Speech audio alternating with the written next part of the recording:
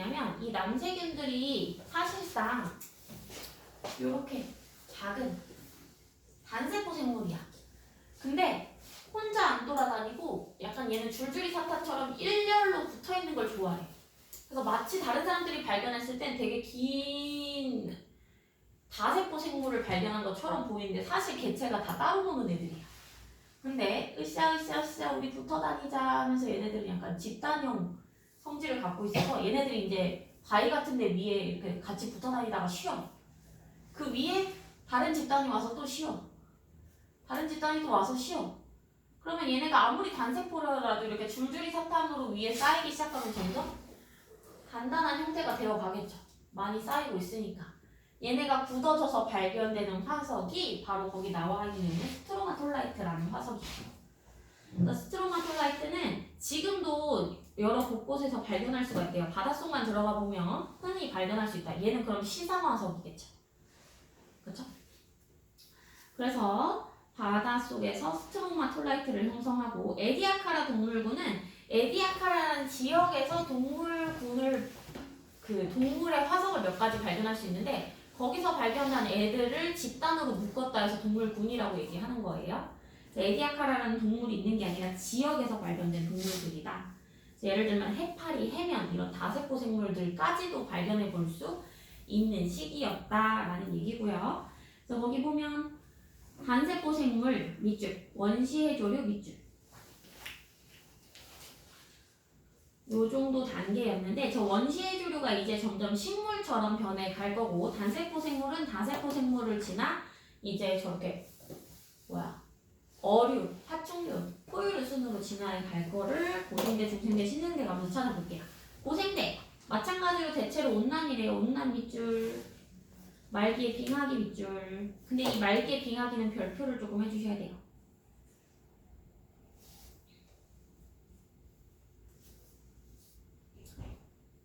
자, 수륙분포 볼게요. 모든 대륙이 모여서 판게아 형성 별표.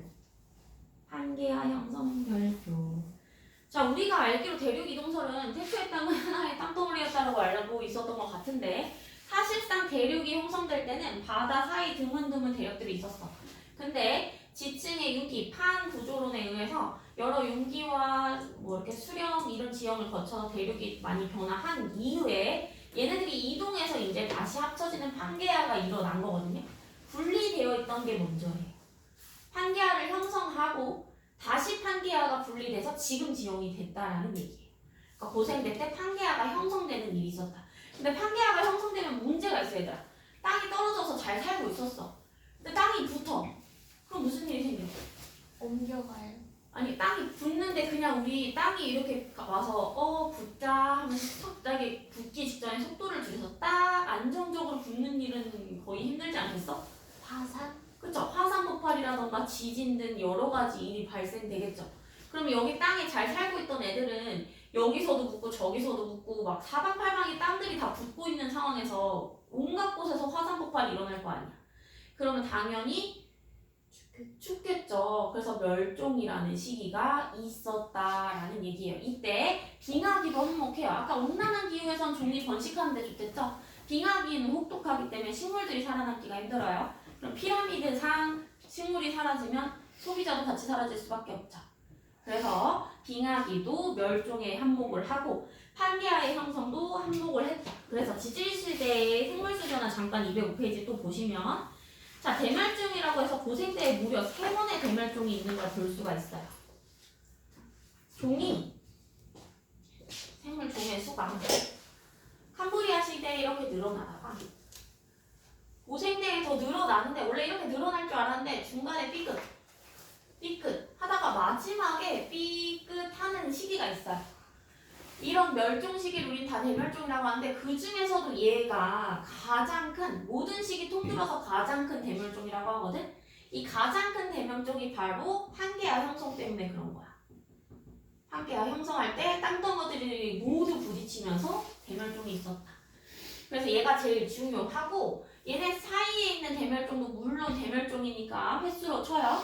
근데 여기 고생대만 해도 3회, 중생대 2회 해서 총 몇 회? 5회의 대멸종이 있었다 라고 얘기를 해요. 그 중에서 고생대 말과 중생대 말에 있는 대멸종이 비교적 큰 멸종이고 가장 큰 거는 고생대 말에 있는 멸종입니다. 그래서 거기 보면 중간에 있는 대멸종들도 이유를 잠깐 보고 갈게요. 첫 번째, 고생대에서 첫 번째 있었던 대멸종은요. 거기에다가 동그라미 치고 화살표 같은 거 이렇게 써주세요. 빙하의 확장. 기온 하강.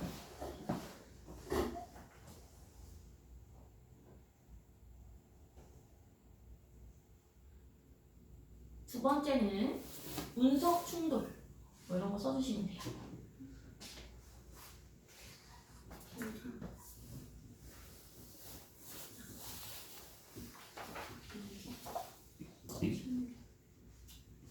운석이 지구로 떨어지면서 그 밑에 있던 생물들이 피해를 받았다. 근데 여기는 가장 큰 이유가 판게아 형성과 함께 플러스 빙하기. 아까 말에 빙하기 있었다고 했었죠? 빙하기와 함께 찾아온 판게아 형성으로 인해 화산도 폭발하는데 날씨도 추워. 여러 가지로 화산을 겪어내고 조금 기다렸더니 갑자기 빙하기가 찾아오는 거야. 간신히 살아났다 생각했더니 더 추운 혹독한 빙하기를 겪게 되는 거지. 그래서 보시면 초기에는 애초에 온난한 기후였고 이제 육지로도 뻗어갈 수 있는 가능성을 남체교 때문에 보면서 고생대로 넘어온 거잖아요. 그래서 초기에 급격한 생물수의 증가가 있었어요. 그래서 초기에 생물수 급격히 증가 비중. 그래프 보시면 초기의 그래프 기울기가 훅 바뀌는 걸 볼 수가 있어요. 여기에서 이렇게 증가는 하고 있었으나 여기서 훅 늘어나는 거 볼 수 있어요. 급격한 증가가 있었고 이때 육상생물 출현은 좀 하이라이트를 해주세요. 이거 덕분에 고생대로 온 거니까 육상생물 출현 오존층 동그라미. 아까 말했던 말기의 생물 대멸종이죠. 대멸종 밑줄 긋고 판게아 형성 빙하기 밑줄. 여기는 이제 육지로 왔다는 데 의의가 있고요. 그 과정에서 세포 조직 기관 안으로 조금씩 넘어가는 시기였던 거예요. 그래서 무척추 동물이 대부분 많이 있는데 그 중에서 어류인 갑주어는 최초의 척추동물로서 탄생을 했다. 그럼 이제 척추동물 시대가 열리겠구나를 알 수가 있겠죠. 그래서 어류인 갑주어 밑줄 긋고 척추동물이라고 적어주세요. 척추동물. 이 어류인 갑주어가 어류잖아. 이 오로 시작하는 이 시기에 어류인 갑주어가 등장해요.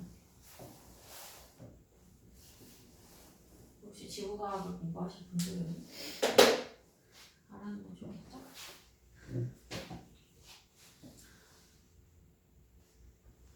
그 다음에 육지식물에는 양치식물이 등장했다는 표현이 있어요. 양서류 밑줄, 양치식물 밑줄.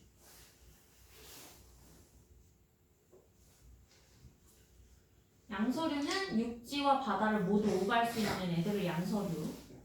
양치식물은 이제 바닷속에 있던 원시 해조류가 원래는 바닷속에서 번식을 하면서 자라나던 애야. 그러니까 물, 수중 생식을 매개체로 하던 애인데 얘가 이제 육지로도 나갈 수 있음을 알게 됐는데 수중 생식을 하면 육지에서 살기가 힘들잖아. 그래서 포자라고 해서 자기가 생식할 수 있는 그런 수정을 할 수 있는 기반을 포자 상태로 날려보내는 일을 해. 날려서 물가에 닿으면 다시 번식할 수 있게. 그러면 육지에 뻗어 나가서 살긴 살되 다시 물의 도움으로 번식을 할 수 있게 하는 거지. 내가 육지에서 조금 떨어진 곳에 있어도 내가 날린 포자가 물에 닿기를 바라면서 살아가는 생물인 거야. 그래서 고사리가 바로 그 양치식물로서 포자 번식하는 애들이다. 양치식물은 포자 번식이라고 기억하시면 돼요. 그럼 얘는 어쨌든 물이 있어야 얘도 번식이 가능하다는 거죠. 근데 사람이 항상 물 있는 곳에 살 수 없듯이 식물도 마찬가지로 날려 보내는데 물이 있다는 보장이 없잖아. 그래서 나중에는 날려 보낼 수 있다는 거에서 착안해서 바람을 이용해서 생식하는 애들이 생겨요. 바람결에 꽃가루를 날려서 다른 꽃에 닿으면 번식할 수 있도록. 그럼 걔는 물이 필요가 없죠. 이게 바로 겉씨식물이에요. 겉으로 씨를 내보내서 바람결에 날라온 애가 씨와 교합할 수 있도록 만드는 거. 근데 이 거시식물은 또 바람결에 날아올 수 있도록 내가 입을 벌리고 기다리는 거잖아. 나의 씨에 닿도록. 그러다 보니까 동물들이 얘를 손상을 입히기가 너무 쉬워. 그럼 씨가 나와 있으니까 얘네들이 조금만 물어도 씨가 손상돼. 그럼 바람결에 날아와도 씨가 제 역할을 할 수가 없죠. 그래서 이제 다음으로 지나간 게 속시식물이야. 씨를 속으로 숨겨놓고 꽃을 내보내서 꽃이 먼저 배합을 하면 안에 있는 씨가 자라는 거야. 혹시 꽃이 손상되더라도 배합할 수 있는 것만 날라오면 밑에 있는 씨는 안전하니까. 그런 식으로 식물도 진화하고 있다라고 보시면 돼요. 그래서 양치식물이 대량으로 묻혀서 석산층을 생성하고 중생대로 넘어가 볼게요. 중생대는 전반적으로 그냥 온난이에요. 빙하기 없이. 그래서 빙하기 X. 그럼 빙하기가 없었다라는 건 마찬가지로 종의 증가가 가능해지는 시기죠. 그렇죠?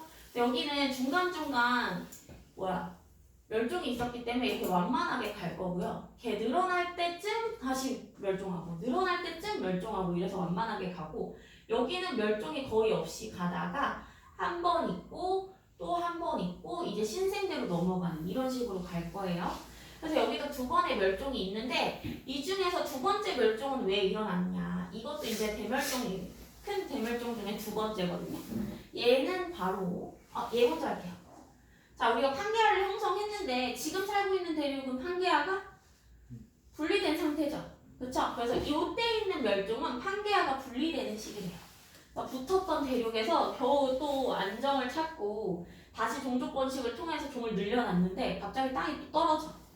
그러면 우리가 보통 생태계에서 배우죠. 서식지 단편화는 왜 안 좋은 거야? 땅이 있으면 가운데 사는 생물, 밖에 사는 생물, 물가에 사는 생물이 있어. 근데 얘가 갑자기 뚝 떨어져. 그럼 얘는 가운데만 살 수 있는데 가운데가 아니라 물가가 되는 거잖아. 그럼 얘네들이 죽겠죠.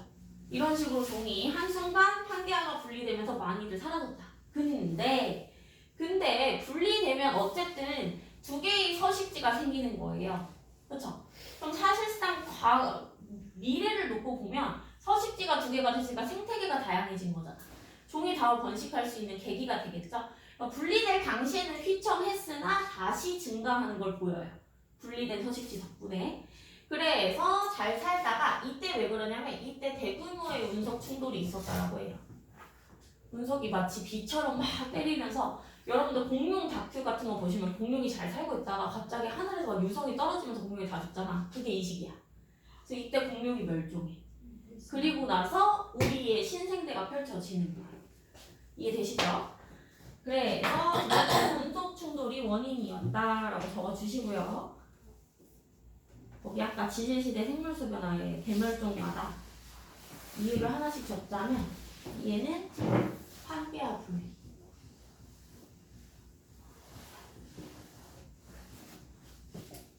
쟤는 운석 충돌.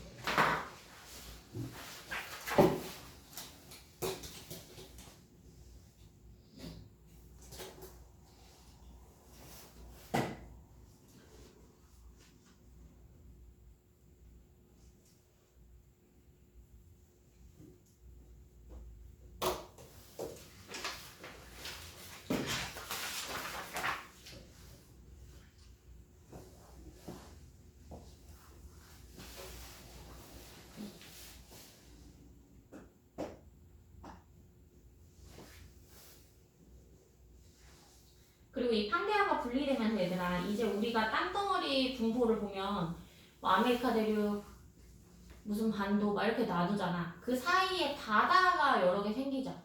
여기 보면 대서양과 인도양이 생겨나기 시작했다 되어 있어요. 대서양과 인도양 밑줄.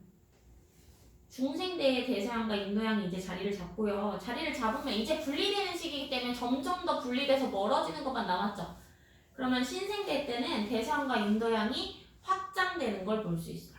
그래서 여러분들이 저기 있는 그림을 잘 보셔야 될 게 그림만 봐도 판게아를 형성하는 시기, 분리돼서 이제 막 바다가 생성되는 시기, 바다의 영역이 확장되는 시기 순으로 그림을 나열해야 된다는 걸 유추할 수 있겠죠. 그리고 산맥도 볼게요. 지각 변동이 활발한 시기이기 때문에 산맥도 생성되는데 로키 산맥, 안데스 산맥, 미주. 이름을 명시했다라는 얘기는 신생대에는 다른 이름이 등장할 거라는 얘기. 그러면 다음 그림은 다른 그림이 있던 시기에는 안데스 산맥이 형성되었다 라는 보기가 나오기 쉬울 거라는 얘기. 자, 파충류의 시대가 이제 열렸고요. 파충류는 사실상 고생대에 출현했어요. 근데 번성한 게 이제 이때로 넘어온 거죠. 그러면서 다음 단계로 넘어가기 위한 준비를 또 하겠죠. 파충류에서 거기 보면 어딨어? 포유류가 출현했다라는 다음 줄이 있어요. 그럼 얘는 출현이니까 번성한 건 신생대겠죠. 그래서 신생대의 화석으로 포유류가 등장하는 거야. 그러니까 신생대에만 포유류는 살았다. 이게 말이 안 된다는 게 아까 전에 얘기했죠. 분명 누군가 멸종하면서 태어나는 공존하는 시기가 있었을 거야. 항상 말기에는 공존하고 하나가 사라지면서 다른 애가 번성하는 시기로 넘어가는 거야. 그래서 거기 보면 다시 뭐였어? 말기의 생물 대멸종이 있었다. 대멸종 밑줄 긋고 운석 충돌, 암모나이트 밑줄, 파충류 공룡 밑줄, 거시식물 밑줄.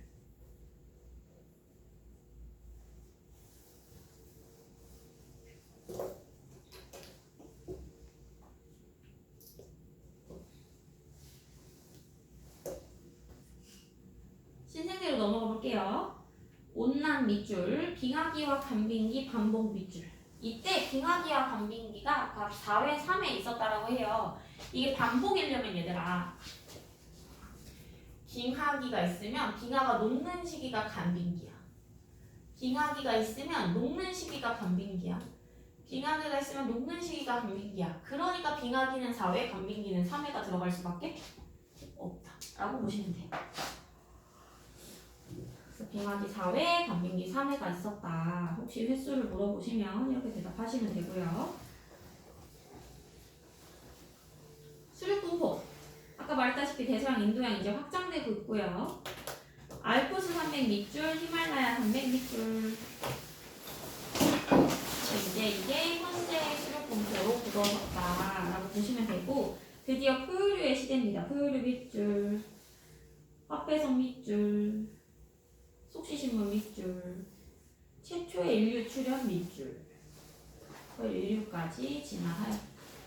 아까 말했던 대멸종 총 5회 있었고요. 한꺼번에 멸종하는 것을 말하고, 대멸종의 원인은 당연히 환경의 급격한 변화가 가장 크겠죠.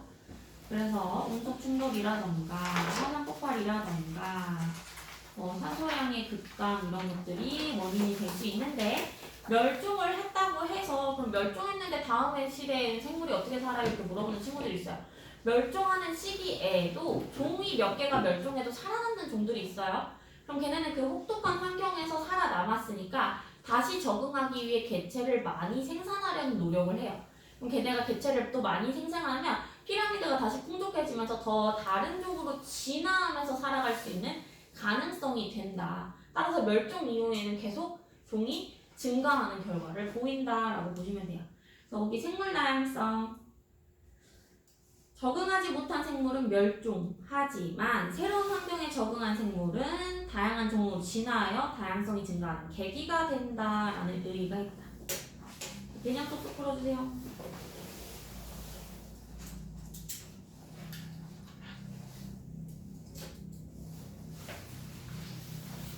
풀어보실게요.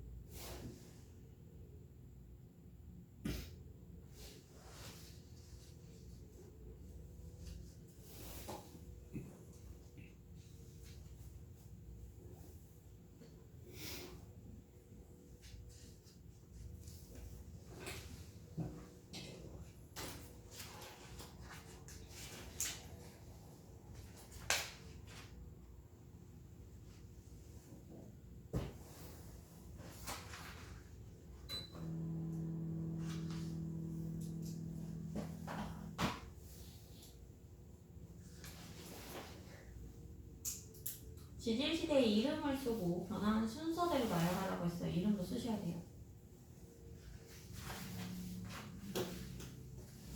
가보게.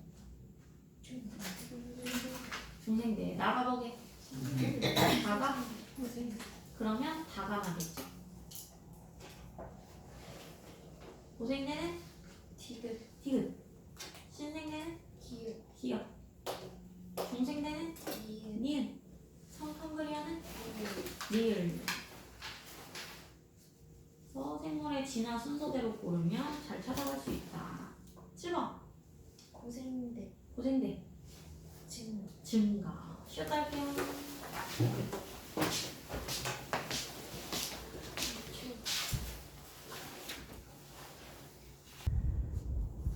자, 지금 우리가 고생대, 중생대, 신생대를 보다 보니까 식물도 원시 해조류에서 양치식물, 젖시식물, 속시식물로 변화해 왔고 결과적으로 그렇게 변화하는 과정에서는 자연환경에 더 적응하기 쉽고 손실되지 않는 방향으로 진화했다라는 표현을 쓰는 거거든요. 그러니까 하나의 종이 내 자체를 개발했다고 보기보다는 다른 종으로 넘어가면서 조금 더 속성이 환경에 적응하기 편해졌다. 이런 식으로 보는 게 진화라고 얘기를 하고 있어요. 그러면 이 진화가 일어날 때 무슨 일이 거쳐진 걸까? 진화의 과정에 무엇이 관여를 하고 있을까 하는 단원이에요. 진화를 할 때 여러분들이 일단 알고 있어야 되는 단어가 있어. 변이. 변이 우리 중학교 때 배웠어. 변이가 뭐야? 이거 뭐게? 변화는요? 변하는 동물. 어떤 특성이 변하는 거? 변하는 거는 조금 달라요. 이미 다른 특성을 변이라고 얘기해요. 그러니까 다른 형질 하나하나를 변이라고 부르는 거. 우리 형질 배웠죠? 예를 들어서 색깔을 봤는데 초록색인 완두랑 노란색인 완두가 있었어. 초록색도 변이, 노란색도 변이라고 보는 거야. 변이 1, 변이 2. 각각의 다른 형질을 하나하나 변이라고 부르는 거야. 그러니까 변이 되었다라는 표현이 아니라 변이를 발견했다라고 보는 게 맞아요. 그러니까 내가 변이하는 게 아니라 내가 가진 거는 다른 애랑 다르다. 그거는 변이를 발견했다. 이렇게 보는 측면이 변이의 정확한 뜻이거든요. 그럼 다 변이에요? 다 변이에요? 네. 다 가지고 있는 각각의 다른 특성들을 다 변이라고 불러요. 그래서 이런 식으로 변이는요. 내가 애초에 가지고 태어나는 변이들을 말해요. 내가 딱 태어났는데 남이랑 다른 특성. 이거는 남과 나의 다른 특성 변이다 라고 얘기를 하는 거거든. 그래서 얘는 유전적인 변이라고 얘기를 해요. 유전적으로 나타난 변이다. 유전되는 과정에서 우리 이제 유전자를 배웠잖아요. 그쵸? 염색체가 전달되는 과정에서 TT 있으면 두 개 다 전달받았지만 나는 얘를 발현해. 근데 내 동생은 TT 얘를 발현해. 우리 둘은 서로 다르게 태어나겠지? 변이가 있었다. 변이를 발견했다. 이렇게 얘기를 할 수 있어요.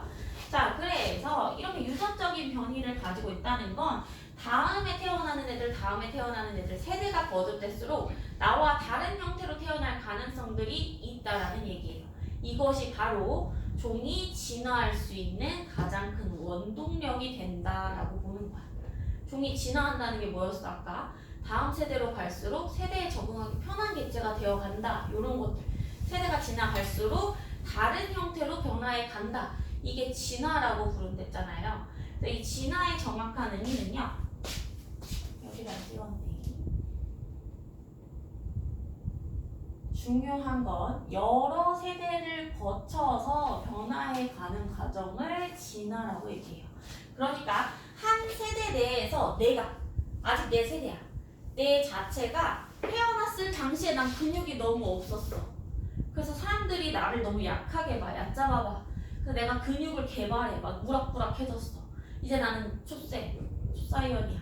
날 아무도 괴롭히지 못해. 하면 나 진화한 거야? 나 진화한 거야? 라고 보지 않는다. 왜? 진화의 조건. 여러 세대를 거쳐서 내 다음 세대, 내 다음 세대를 거치는 과정에서 센 개체가 살아남으면 걔가 나에 비해서 진화한 개체다라고 부르는 거지 내 자체가 날 개발한다고 해서 진화라는 표현을 쓰지 않는 자. 이게 진화의 가장 큰 용어 정의예요. 여러 세대를 거쳐서 발견되는 성질. 따라서 이 여러 세대를 거치려면 이 유전적인 특성이 꼭 필요로 하다라는 얘기고요. 유전적인 변이를 가오는 과정에서 내가 유전을 시켜서 나타나는 변이가 있고, 나와 내 신랑 누구도 가지고 있지 않은데 태어난 자식이 띡 나와 신랑한테 어떤 특성을 가지고 태어날 수 있어. 예를 들어서 내가 무당벌레야. 난 초록색 민무늬 무당벌레였어. 근데 내가 노란색 민무늬 무당벌레가 좋아서 꼬셨어. 우리가 결혼을 했어. 우리가 낳은 무당벌레는 초록색이든 노란색이든 선택해서 나올 거 아니야? 근데 태어난 애가 초록색과 노란색의 점박이 무늬로 태어난 거야. 이것 또한 가지고 있던 특성인데 발현이 군데군데 다르게 됐을 뿐이니까 이거까지도 인정.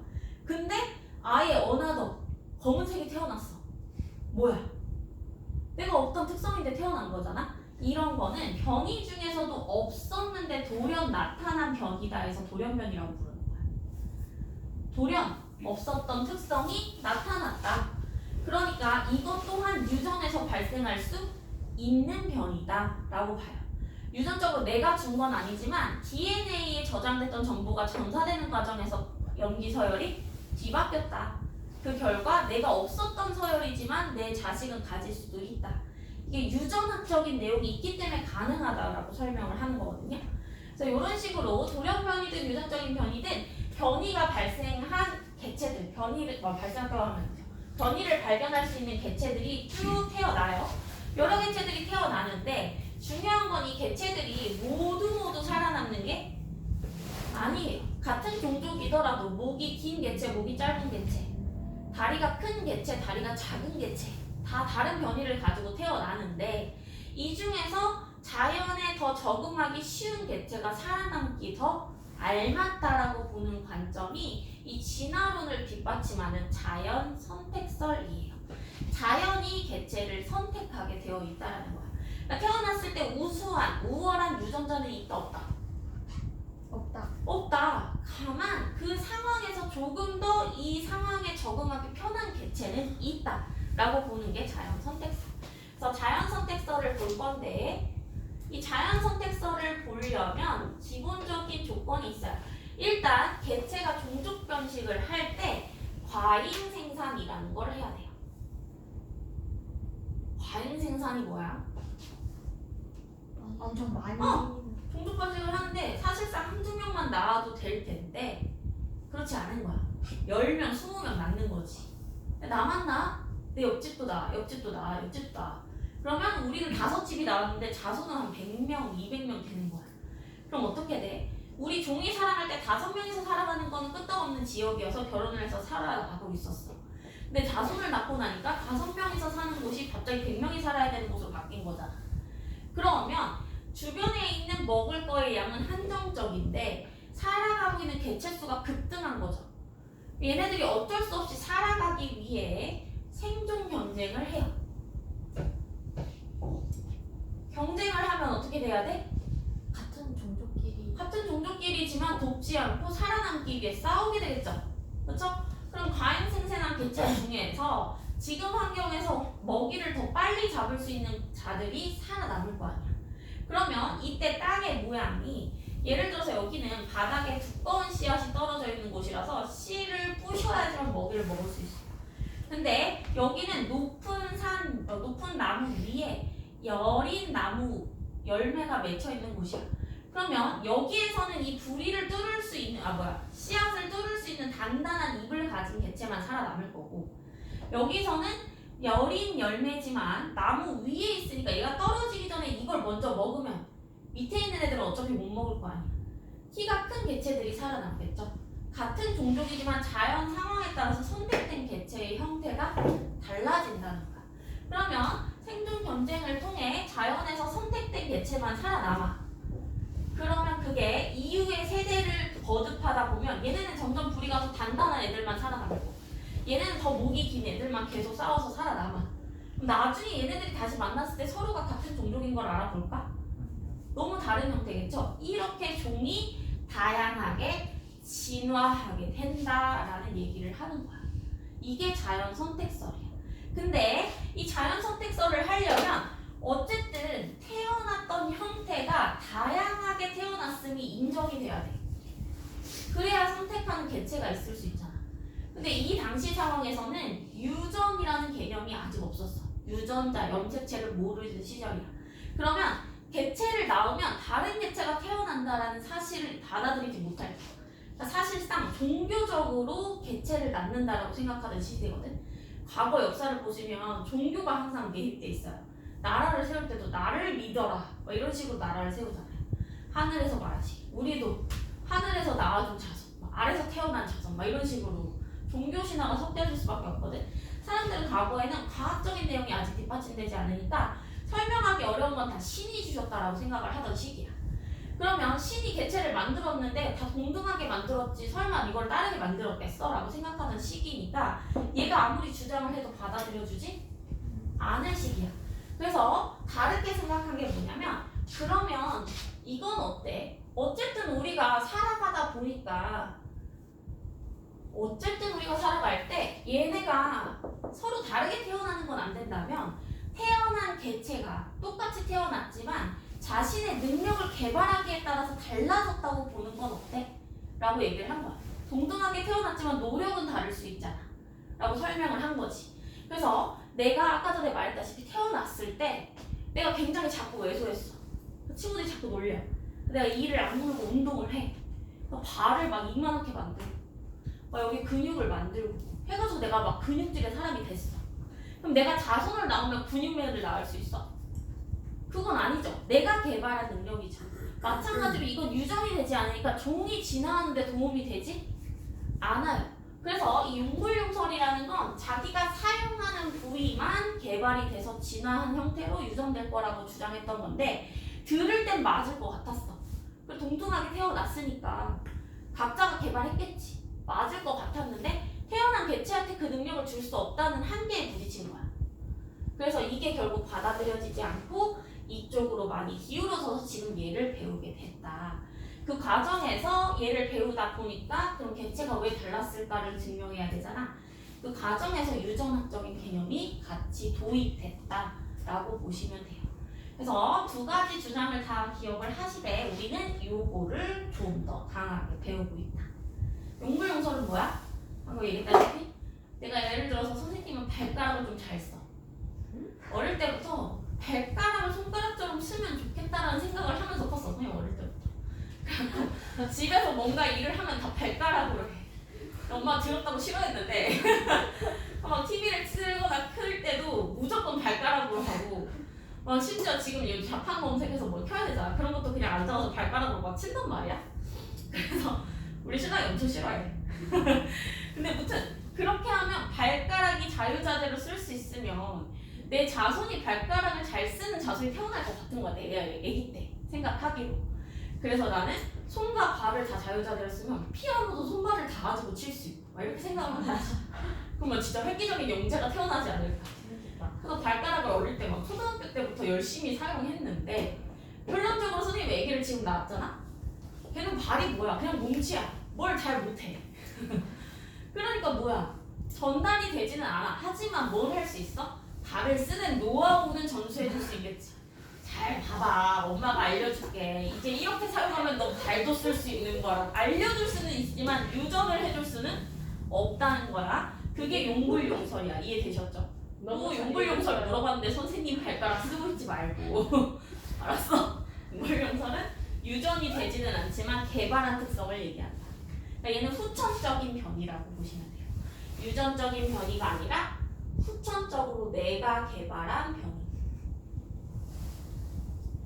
그리고 자연선택설은 선천적인 변이, 유전적으로 받은 변이 중에서 선택된 개체가 살아남아서 진화에 이르렀다. 그러면 얘를 토대로 우리가 지금 다윈 진화론이라는 걸 배우는 거예요. 네, 그럼 자연 선택설은 똑같이 태어났는데 다른 환경이 있어서 변이 됐다는 똑같이 거예요? 태어난 게 아니지. 똑같은 개체가 나왔는데 여러 형태의 개체를 낳은 거야. 아. 똑같은 길이를 낳았는데 점박이, 주름무늬 막 이런 식으로 다 낳은 거지. 그 중에서 내가 낳은 내 뱃속에서 낳은 자식이지만 첫째, 둘째, 셋째가 다 다른 거야. 아. 그 중에서 이제 얘네들을 살으라고 어떤 지역에 보냈는데 살아남은 개체가 그 자연에 잘 맞는 개체였던 거지. 이해됐죠? 근데 이게 이제 다른 선택설이 사실상 종의 진화 관점에서 보면 굉장히 합리적이고 좋아요. 그쵸? 그 개체가 적응을 할 수 있는 개체만 살아남는다는 거니까 맞는 말이잖아. 먹을 수 있어야 살아남을 테니까. 근데 중요한 건 이거에 받아들여지는 과정에서 사회적으로 이제 논란이 많이 있었다고 했잖아. 아까. 신이 만들어진 개체가 다를 리 없어. 싸우려던 시기였댔잖아. 근데 이게 결국 받아들여지는 쪽으로 가다 보니까 사람들이 이제 생각의 전환을 해. 그래? 그러면 우리는 애초에 태어날 때 자신의 능력이 다 다르게 태어났다는 얘기야. 그럼 누군가가 살아남기에 생존 경쟁에서 우월할 수밖에 없는 건 당연한 거 아니야? 라는 생각이 갑자기 머릿속에 자리 잡아. 그래서 생겨난 게 바로 식민주의예요. 내가 강국이고 쟤네가 아직 뒤떨어진다고 생각이 되면 내가 너네 굶어 죽을까봐 도와주는 거야. 나는 생존 경쟁에서 살아남을 개체니까. 그러니까 너네는 내 밑에서 일하는 게 맞아. 라고 타당성을 주장하게 했던 기본적인 배경이 바로 이 자연 선택설이었다 보시면 돼요. 그러니까 인문학적, 사회학적 개념에서 보면 얘는 역효과가 났다라고 보고 있잖아. 근데 과학적인 관점에서 보면 얘를 주장을 받아들이기 위해 유전학이라는 개념이 도입된 거잖아. 생명학이 도입된 거잖아. 과학의 발전에는 굉장히 큰 도움을 줬다. 라는 내용이 이제 책에 나올 거예요. 자, 책을 볼게. 210페이지. 진화 밑줄 여러 세대를 거치면서 변이, 개체 사이에서 나타나는 형태, 형질의 차이 자체를 변이라고 하는 거지 형태가 바뀌는 과정을 변이라고 하지 않아요.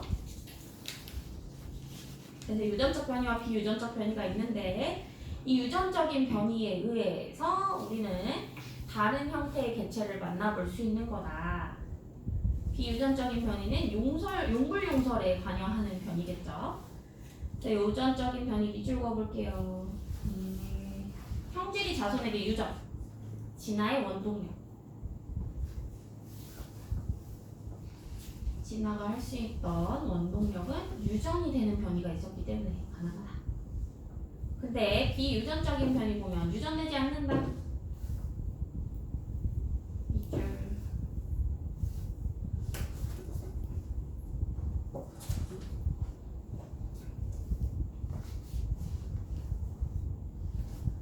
자, 유전적 변이의 원인.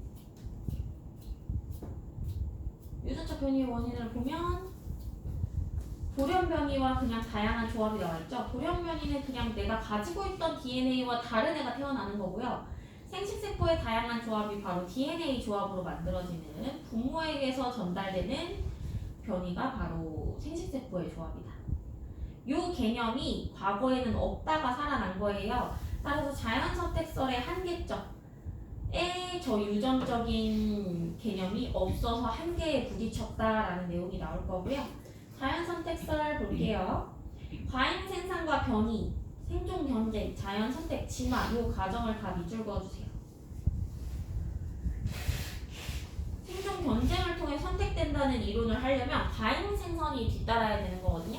과잉 생산으로부터 시작하고 있다는 거 꼭 기억해 놓고 그 옆에 바로 용불용설 나와 있죠?